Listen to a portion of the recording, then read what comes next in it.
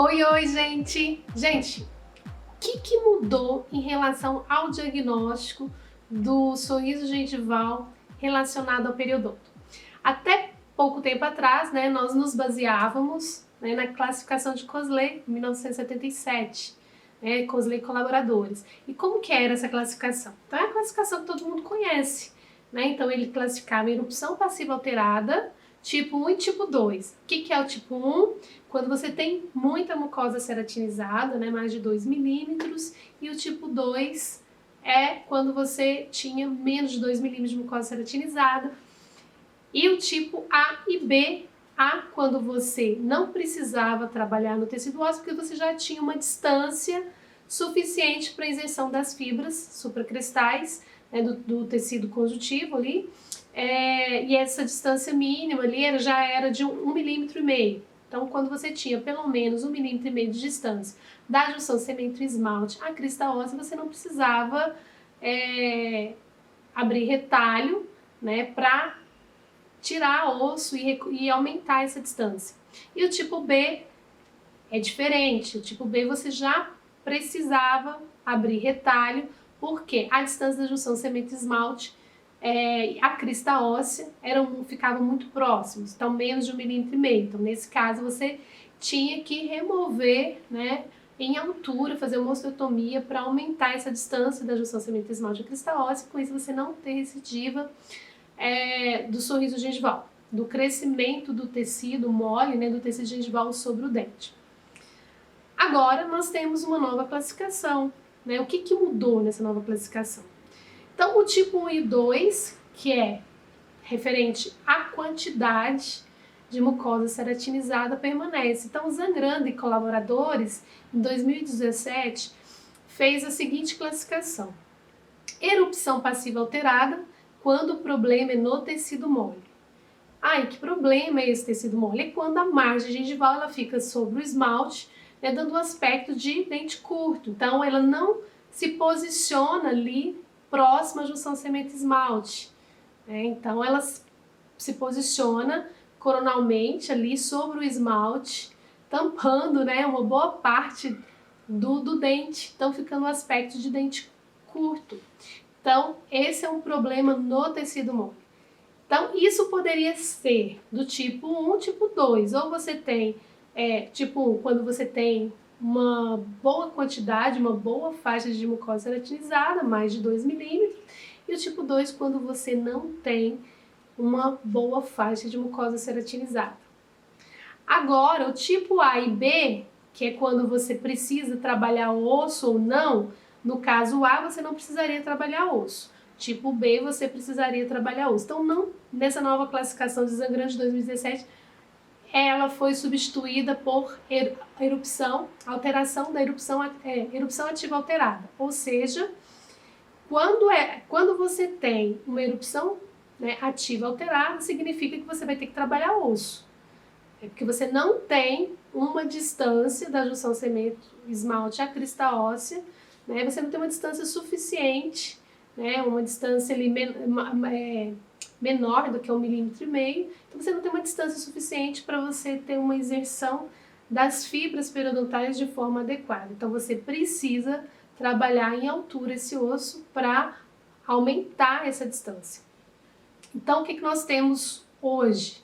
Erupção passiva alterada, quando o problema é no tecido mole, e erupção ativa alterada, quando o problema é no tecido ósseo.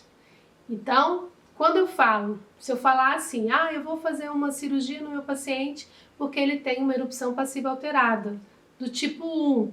Então, eu sei que o meu paciente, eu vou trabalhar só no tecido mole, subtenso, que eu precisava trabalhar só no tecido mole, e que ele tem bastante mucosa ceratinizada.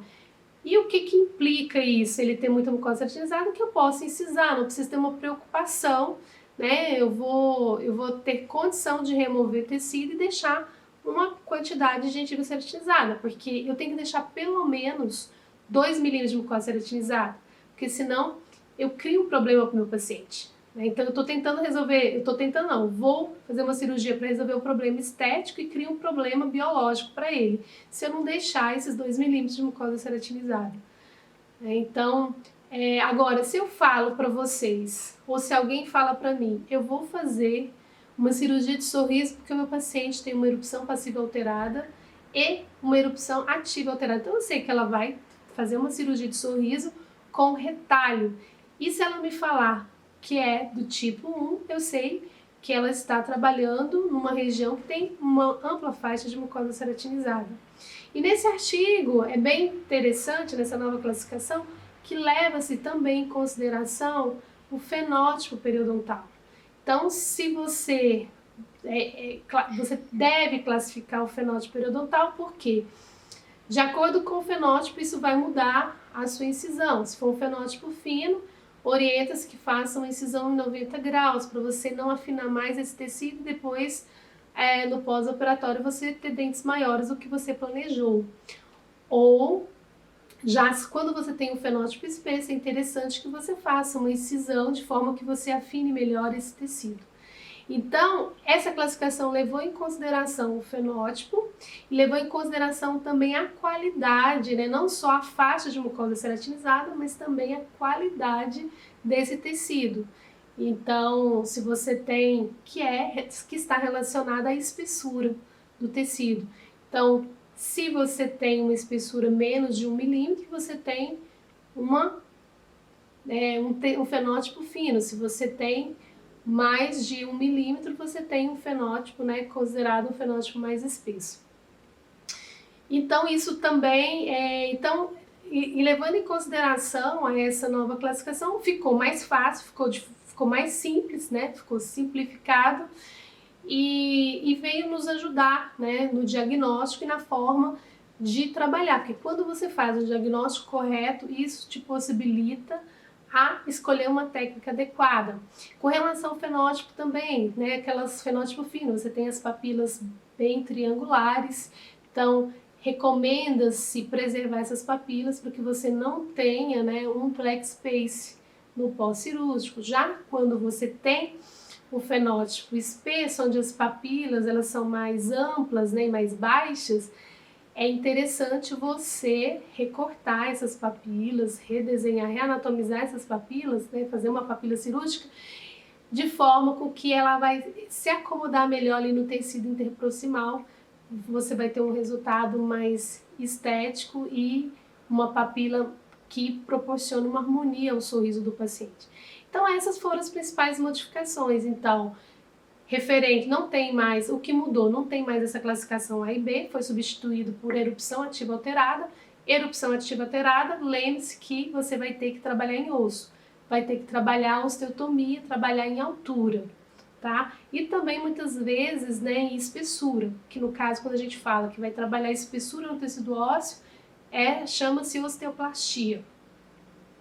E quando você tem, né, você continua tendo a classificação de erupção passiva alterada, quando o problema é no tecido mole, e aí isso implica também, ela pode ser tipo 1 e 2, a erupção ativa alterada também ela pode ser do tipo 1 e 2, você pode estar trabalhando numa região com muita mucosa ceratinizada ou pouca mucosa ceratinizada. Lembrando, né, mais uma vez, que é importante, sempre que for remover tecido gengival, né, preservar, né, pelo menos 2 milímetros. Ah, mas aí se eu tenho tipo 2, quer dizer, eu não tenho, já vamos supor que eu tenho 2 milímetros de mucosa ceratinizada e eu preciso tirar 2 milímetros, eu preciso aumentar o dente em 2 milímetros, como que eu faço? Então você não vai incisar, você vai preservar e o que você vai fazer? Suturar, né, essa margem 2 milímetros apical, de forma que você vai manter esses 2 milímetros de gengiva ceratinizada e vai aumentar o seu dente tranquilamente, proporcionando para o seu paciente não só estética, mas saúde, né? Preservando a biologia. Então é isso que eu queria passar para vocês, né? Então nós tínhamos a classificação de Kosler de 1977 e agora nós temos a classificação de Zangrano de 2017. Então é importante vocês terem, né, esse discernimento, o que mudou de uma para outra, qual a vantagem, né, que se tem nessa nova classificação, o que realmente modificou, que é o que eu falei para vocês. Tudo bem?